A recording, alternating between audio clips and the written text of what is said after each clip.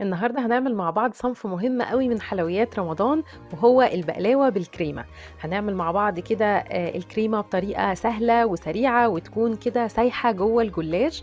وهنعمل كمان الجلاش يكون مقرمش وهش وغرقان كده في العسل، يعني حاجة كده ما اقولكوش منتهى اللذاذة. تعالوا نشوف هنعمله ازاي مع بعض بكل سهولة، بس يا ريت تتابعوا الفيديو للآخر.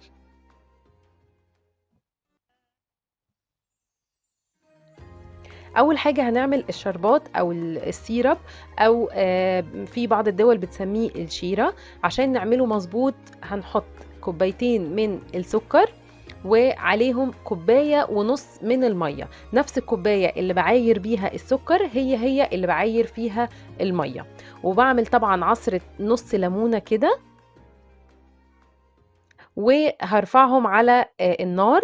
طبعًا باسيبهم خالص، ما باقلّبش ولا باعمل أي حاجة لغاية ما السكر يدوب الشربات يبتدي يغلي معايا. طبعًا أول ما بيغلي باوطّي النار على درجة حرارة هادية خالص لمدة 10 دقايق بالضبط، وبعد كده باضيف كيس فانيليا، وبعد كده باطفي عليه.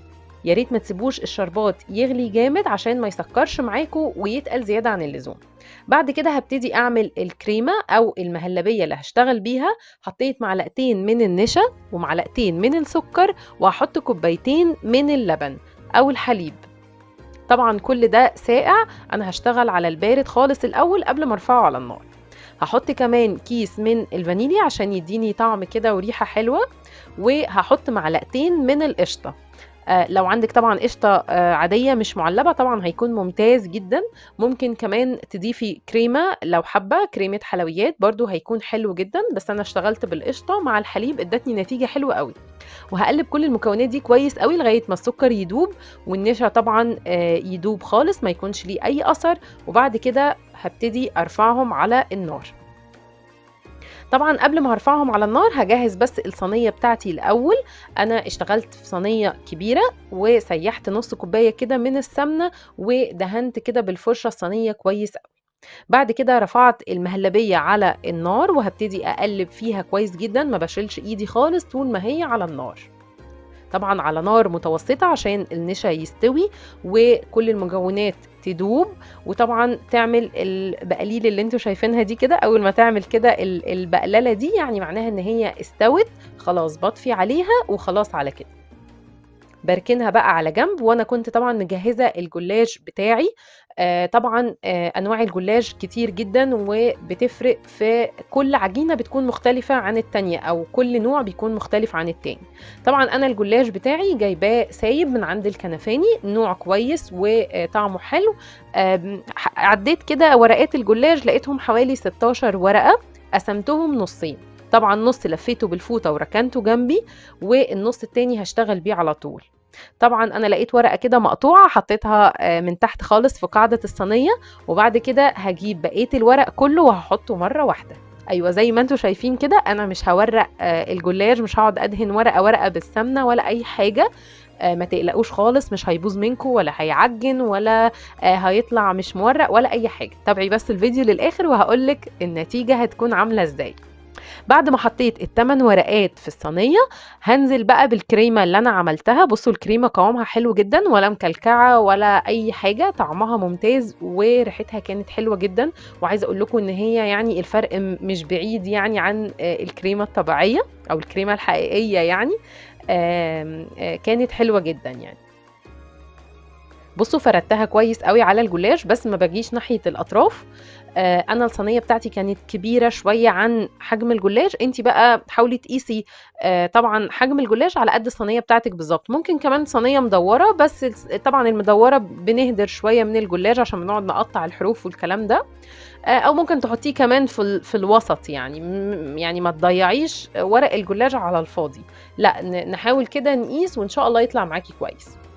بعد كده بقى بعد ما حطيت ال8 ورقات التانيين على المهلبية، طبعًا ابتديت إن أنا أقطّعه كده بالورب. طبعًا قطّعيه أنتِ التقطيعة اللي أنتِ عايزاها، ممكن مربعات أو مستطيلات أو أي حاجة زي ما يعجبِك، بس أنا قطّعت التقطيعة دي بيكون شكلها حلو.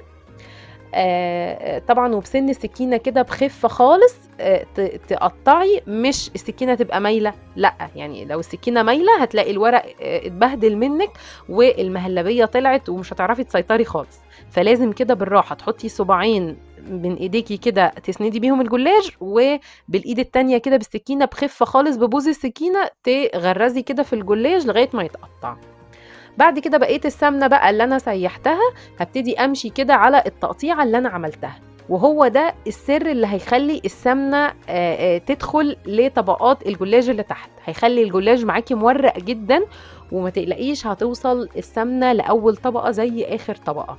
بس أهم حاجة تمشي على التقطيعة اللي انت قطعتيها، تسقيها كويس قوي بالسمنة. بصوا بعد كده عملت بقى مسحة سمنة كده على كل القطع بتاعة الجلاش عشان كلها طبعا تشرب السمنة.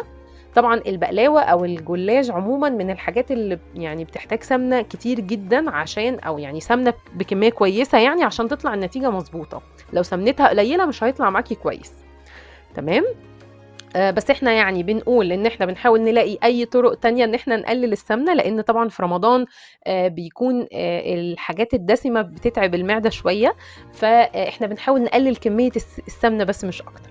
دخلتها طبعا الفرن على درجة حرارة متوسطة، خدت حوالي نص ساعة، واول ما تاخد اللون الذهبي الجميل ده بتطلعيها من الفرن وهي سخنة بتسقيها بالشربات البارد. بصوا قوام الشربات حلو ازاي، تقيل ومتماسك وليه كده لمعة حلوة، وهو بارد بنسقي بيه الجلاش بتاعنا. طبعا انا سبتها بقى تشرب كده من العسل حوالي ساعتين ولا حاجة، وبعد كده قطعتها وقدمتها، كانت طعمها حلو جدا جدا جدا. لو عايزاه طري تغطيه باي صينيه او اي غطا كده عشان يطلع معاكي طري، لو عايزاه مقرمش والطبقات اللي فوق مقرمشه خلاص سيبيه زي ما هو، هيكون مورق وحلو جدا معاكي زي ما انت شايفه.